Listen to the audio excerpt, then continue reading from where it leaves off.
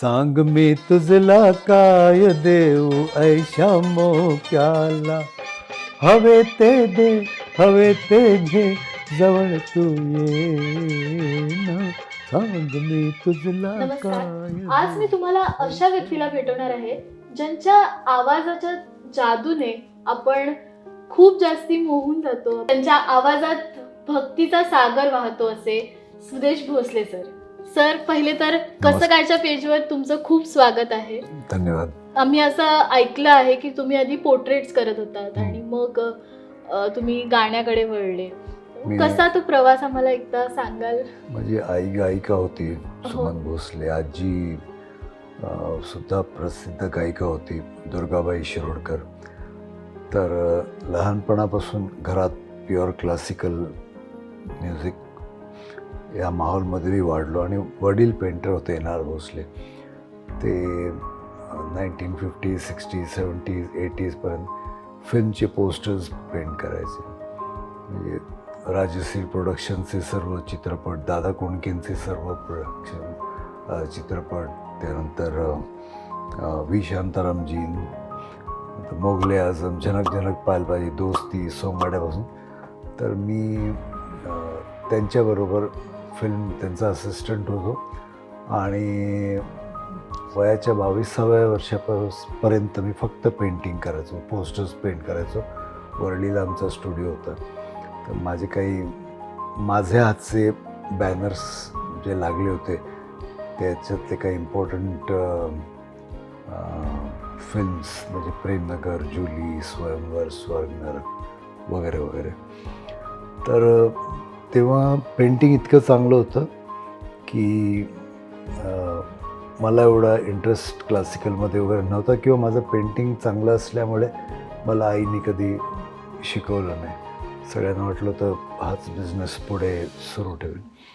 पण कॉलेजमध्ये गेलो तेव्हा मला असं मी तेव्हापासून लहानपणापासून मी बिनाका गीतमाला म्हणजे हिंदी गाणी रेडिओवरची मला खूप आवडायची. रफी साहेब, किशोरदा, मुकेशजी, लताजी, आशाजी, सैगल साहेब, हेमंत, ही मला ऐकून मला 150-200 गाणी अशी पाठ होती. पण मी स्वतःसाठी गुणगुणायचो.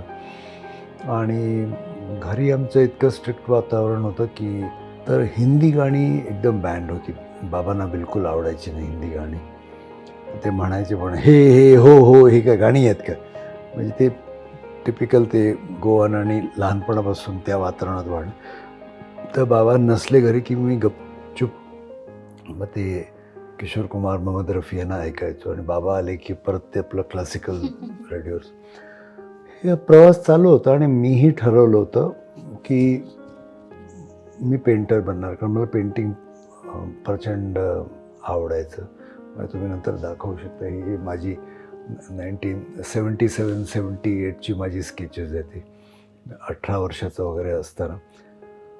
आणि मी कॉलेजमध्ये गेल्या मला थोडंसं गायचा म्हणजे आवड निर्माण झाली. आणि मला आपोआप मी सैगल साहेबांच्या आवाजात गायला लागलो, S.D. बर्मन यांच्या आवाजात गायला लागलो, हेमंतांच्या आवाजात गायला लागलो.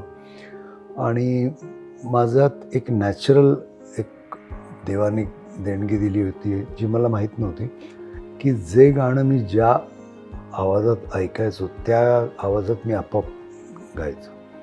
पण मी ते कधी सिरियसली घेतलं नाही. आणि मग कॉलेजमध्ये गेल्यानंतर कल्चरल ग्रुप जॉईन केला. तिकडे म्हणजे तो ऑर्केस्ट्रा होता, तिकडे एक मस्ती म्हणून जॉईन केलं. तर मग कधी एखाद हेमंत कुमार, कारण त्यावेळेला 70s 80sमध्ये ऑर्केस्ट्राचं सुवर्णयुग होतं. आणि त्या प्रत्येक ऑर्केस्ट्रामध्ये एक लता मंगेशकर, एक आशा भोसले, एक किशोर कुमार, एक मोहम्मद रफी, एक मुकेशजी, हे परमनंट असायचे. आता मी काय करू, तर मी हेमंत कुमार बनलो. मग कधी किशोर कुमार ॲबसेंट असले की मी किशोर कुमार घ्यायचं. असं म्हणजे जस्ट हॉबी, एक आवड म्हणून मी सुरुवात केली. आणि मग मला कळलं की मी वेगवेगळ्या नटांचे आवाज, ॲक्टर्सचे आवाज मला येऊ शकतात सहज. आणि एक दिवस अचानक अमिताभ बच्चनचा आवाज म्हणजे फिल्म मुकद्दर का सिकंदर बघून 11वी-12वीत होतो. कोणाला तरी बघून म्हणलं, "ए जरा जान दरवाजा खोल दे." तो तिकडून सुरुवात झाली. मित्र म्हणाले, "अरे ये तो अमिताभ बच्चन लग रहा है." मग मी पण कॅसेट्स आणल्या, त्यांचे डायलॉग्स लिहिले, व्हिडिओ कॅसेट, आणि बाथरूमच्या कोपऱ्यात जाऊन तासनतास प्रॅक्टिस करायला लागलो त्यांचे दीवार, जंजीर, अंधा कानून. आणि मग जेव्हा जेव्हा असा चान्स मिळायचा मी एक एक लाईन करायचो. अमिताभ बच्चन लोकांनी स्टेजवर फर्स्ट टाईम ऐकला आणि अमितजी 70s-80sमध्ये तर एकदम हिट होते. आणि जेव्हा मी हे करायला लागलो तर मी म्हणतात ना, तत्काळ ऑर्केस्ट्रा फील्डमध्ये प्रसिद्ध झालो. अरे कोई तो है जो अमितजी की नकल करता, जे कोणी विचारही नव्हता केला. मग त्याच्यावर काही रेअर व्हॉइसेस मला आपोआप आले, जसं अनुपम खेर, विनोद खन्ना, सुनील दत्त, असरानी, अजित, जे नॉर्मल आर्टिस्ट करत. आणि मग SD बर्मन, लोक फार क्वचित आर्टिस्ट SD बर्मनची नकल करत. तर मला बोलवायला लागले, मी तेही एन्जॉय करायला लागलो. किशोरदा अमेरिका दौरा असला किशोरदांचा की माझा नंबर लागायचा, कारण मी कम्पेअरिंग पण करायचो. 2-3 रफी साहेबांची गाणी गाऊन मग मी किशोरदांना स्टेजवर बोलायचो. आणि मग ते म्हणाले, "सुदेश मग जर 10 मिनिट चाय पी के आता हूं, कुछ कर." मग मी मिमिक्री करायचो. तर त्याला रिस्पॉन्स मिळायला लागला. किशोरदांनाही खूप आवडायला लागलं माझा अमिताभ बच्चन, SD बर्मन. आणि ते मला म्हणायचं, "तू बहुत अच्छा है, सिर्फ कभी संजीव कुमार और सैगल साहब का मजाक नहीं उडाना." म्हणजे त्याला खूप रिस्पेक्ट होतं. तर असा प्रवास सुरू झाला. आणि घरी पण बाबांना किशोर कुमार आवडायला लागले, हिंदी गाणी आवडायला लागली. आणि बस त्या 80sमध्ये जितेंद्र, श्रीदेवी, असरानी, शक्ती कपूर, अमजद खान, म्हणजे 80sचे जेवढे स्टार्स, सुपरस्टार होते त्यांच्यावर मी अख्खे वर्ल्ड टूर्स केले. म्हणजे वर्षात 4 वेळा आम्ही USA जायचो, 1.5 महिना. आणि मग जेव्हा अच्छा आम्ही त्यावेळेला ऑर्केस्ट्राचा इतका म्हणतात ना गोल्डन पिरियड होता की चित्रपटानंतर आणि काही नाटकं सोडून entertainment maximum entertainment was orchestra. लोक फक्त आपली पसंतीची गाणी लाईव्ह ऐकायला जायचे. तर त्यामुळे आम्ही त्या करेक्ट वेळेला माझी एंट्री झाली.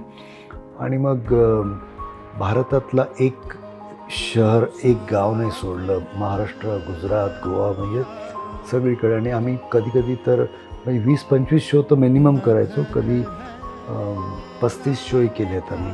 31st नाईटला आम्ही 5 शो करायचो. सकाळी दीनानाथ मंगेशकर, संध्याकाळी शिवाजी मंदिर, रात्री 1:30 वाजता भाईदास, मग प्रवास करून पुण्याला सकाळी 10 वाजता बालगंधर्व, आणि पुन्हा संध्याकाळी येऊन इथे शिवाजी मंदिर. असे अनेक वर्ष, 7-8 वर्ष आम्ही 31st नाईटला, 31 डिसेंबरला शो केले. आणि त्या काळात एक फायदा माझा असं झाला की जितेंद्र, श्रीदेवी, म्हणजे हे सगळे स्टार्सना माझं नाव माहिती झालं. आणि त्यावेळेला मग आतून एक आवाज आला की अरे सुदेश, आपल्याला प्लेबॅक सिंगर पण बनायचं आहे. त्याचं गाणं शिकलं नव्हतं, पण लोकांना माझं गाणं आवडायला लागलं. मोठमोठे स्टार्स माझे तारीफ करायला लागले. तर मला वाटलं चला आपणही प्रयत्न करू. मग मी लक्ष्मीकांत, प्यारेलालजी, पंचमदा, कल्याणजी, आनंदजी, बप्पी लाहिरी यांना भेटायला गेलो. तर माझा फायदा असा झाला की नॉर्मली असतं ना एका न्यूकमरला वॉचमॅन बाहेरच्या बाहेर हाकलतो. तर मी सांगितलो लक्ष्मीजी से मिलना है. बोले क्या नाम है? सुदेश भोसले. तो 1 मिनट रुको. आतमध्ये तो जातो, पळत येतं, अरे सामने बुला है, सामने बुला है. तो लक्ष्मी जी बोला अरे उसको बुलाओ बुलाओ, कल जितेंद्र जी बहुत तारीफ कर रहे थे उसकी. किंवा बप्पीदाकडे गेलो तर वॉचमॅनला अरे बुलाओ, कल असरानी जी बहुत तारीफ कर रहे थे. कारण मी ऑलरेडी त्यावेळेचे 99% ॲक्टर्सबरोबर मी शोज केले होते. आणि त्याच्यात माझं गाणं, अख्खा शो अँकर करणं आणि मिमिक्री करणं, सगळे मी मोठमोठे स्टार्स माझे फॅन होते. मग प्यारेजींना एक आयडिया आली की आपण एक नवीन एक्सपेरिमेंट करूया, जे कधी झालं नव्हतं. ॲक्टरच्या आवाजात प्लेबॅक सिंगिंग, आणि जुम्मा चुम्मा झालं. आणि मग म्हणतो ना रेस्ट इज हिस्ट्री. तो दिवस आहे म्हणजे 1990ला हे गाणं रेकॉर्ड झालं आणि अमितजींच्या समोर गायलं, कविताजी आणि मी. आणि त्याच्यानंतर मग म्हणतात ना की मी पुन्हा मागे वळून कधी पाहिलं नाही.